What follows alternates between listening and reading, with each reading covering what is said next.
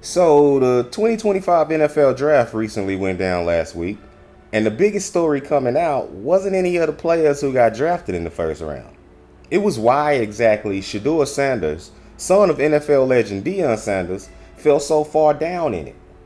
Prior to the draft, most analysts were projecting Shedeur to be drafted somewhere in the first round, if not first overall. He was coming off two successful seasons where he helped lead a previously bottom of the barrel team in the Colorado Buffaloes to the national spotlight. With the help of his friend Travis Hunter, who was drafted number 2 overall, by the way, they brought the Buffs out of obscurity and turned them into a team that everybody wanted to watch. Ever since last week, people have been pontificating on why they think Shedeur failed to be drafted into the 5th round. But I think I have a slightly different take on it that I haven't really heard too many people bring up. And today, we'll explore it a bit more. I'm Nate the Great from TakeFlight214.com, and this is the dark side of football. Why Shedeur Sanders got done dirty in the draft. But before we get started, please take a second to stop and hit the like button. Liking, sharing, and commenting on these videos is the best way to get the YouTube algorithms to notice us. Also, when you finish watching the video, don't forget to stop by our website. We offer hundreds of art pieces that any fan of the channel is sure to love. But with all that being said and out the way, let's get to the story. Before the fame, before the flashy watches and the college records, Shedeur Sanders was just a kid chasing a dream under the weight of a legendary name. Born February 7th of 2002 in Tyler, Texas, Shedeur Sanders was destined for the spotlight. He's the son of Deion Primetime Sanders, NFL Hall of Famer, multi-sport athlete, and one of the most charismatic figures in sports history. From a young age, Shedeur was always around greatness. But Deion made one thing clear: nothing would be handed to his son. If Shedeur wanted success, he would have to earn it, just like anybody else. Shedeur attended high school at Trinity Christian in Cedar Hill, Texas, where his dad Deion was coaching at the time.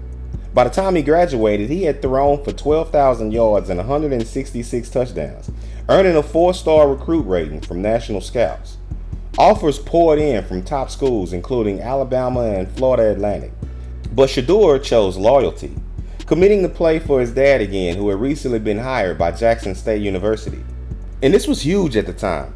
You almost never had highly recruited athletes choose a HBCU over the bigger D1 schools. While there, Shedeur balled out, bringing tons of attention to both himself and the program, proving that he was more than just Primetime's son. He was a star in his own right. In late 2022, Deion Sanders accepted the head coaching job at the University of Colorado, and Shedeur, along with his brother Shiloh and friend Travis Hunter, followed. The stakes were higher, the stage was bigger, and once again, Shedeur delivered. In the years between Sanders leaving Jackson and going to Colorado, the landscape of college sports had changed completely. On July 1st of 2021, they introduced NIL, or Name, Image, Likeness deals. This meant that, finally, college athletes could earn a portion of the king's ransom that they had been earning for the NCAA. Gone were the days of college kids struggling to go to school, play ball, and feed themselves. Now they had an opportunity to make millions at 19 or 20 years old. NIL changed everything. When I was in school, you had to bust your hump in hopes that it would eventually pay off in the form of an NFL contract. If you got hurt or ended your career in school and never made it, oh well, sucks to suck. Good luck with that going forward. But with NIL, you can now set yourself up with a nice little nest egg, whether you went to the league later or not. Which brings us back to Shedeur. Throughout his 2 years at Colorado, Shedeur Sanders amassed from 6 to 10 million with NIL and catapulted himself into superstardom. As the 2024 NFL draft came close, expectations were high. There was video of him shooting it with Cam Ward about who was better. Mock drafts had him projected to go in the first round, if not number 1 overall, and the sky seemed to be the limit. But then the day came. Cam Ward wound up getting selected first, teammate Travis Hunter went second, and many people thought that it was only a matter of time before Shedeur's name was called. As the first round commenced, he sat, and sat, and sat, until the round ended and Shedeur hadn't been drafted. It was a huge shock, but hey, I guess crazier things had happened. But surely he would go early the second day, right? Wrong. As the second round played out, he sat, and sat, again. By day 3, it had blown up into a full-blown story. Some people were perplexed and others were engaging in schadenfreude. But at the end of it all, Shedeur had fallen all the way to the 5th round, where he was finally drafted by the Cleveland Browns, who had already drafted Deion Gabriel in the 3rd round, a lower ranked quarterback, I might add. The question on everybody's mind was, why? How did all 32 teams manage to let him slide this far down on the board? Reports came out that during the combine, Shedeur didn't interview well, but what does that mean exactly? Did he just go in there and all but show people his ass? Some said he came off cocky and disinterested in what others thought about him. Others said it was because his skill level wasn't high enough to justify his brash personality.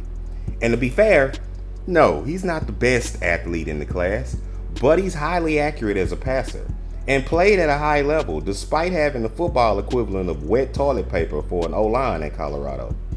My personal opinion is that the NFL likes nepotism, but not this kind of nepotism.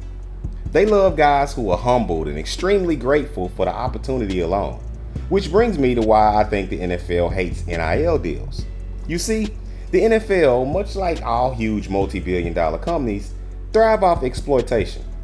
In the past, the NFL had tons of leverage considering most of the kids drafted came out of impoverished and oppressed communities who viewed football as their only way out. They were coming off of years of exploitation from the NCAA and just looking forward to finally being able to make some money off of their skill. They would take any deal from any team under any circumstances the NFL proposed. But now, with NIL being in place, many people connected with the NFL have spoken out about how they dislike it. Reason being, in my opinion at least, is if these kids are sitting on a few $1 million from NIL money, they're a whole lot less desperate.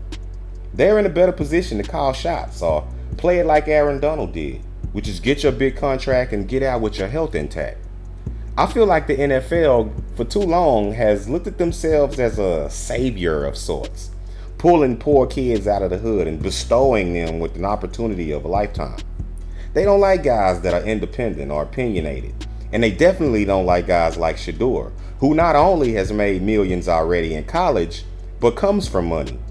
It's weird because the NFL loves the Manning kids. They praised both Peyton and Eli, and they're chomping at the bit about Arch Manning already. But why not Deion and his kids? There's tons of people who, to this day, still hate Deion Sanders because he was brash, confident, and he backed it up on the field. It's crazy the amount of hate that I've seen from him since he started coaching, and much of it has been transferred to his kids. To each his own, but I never really been a fan of the "aw shucks, I'm just here to do my job" guys. I like a showboat. I'm a fan of guys who know they're good, tell you about it, and then go out and show and prove. But the NFL, they love their leverage, and they'll fight tooth and nail to avoid giving any of it up. I think this is a large part of the Shedeur Sanders hate.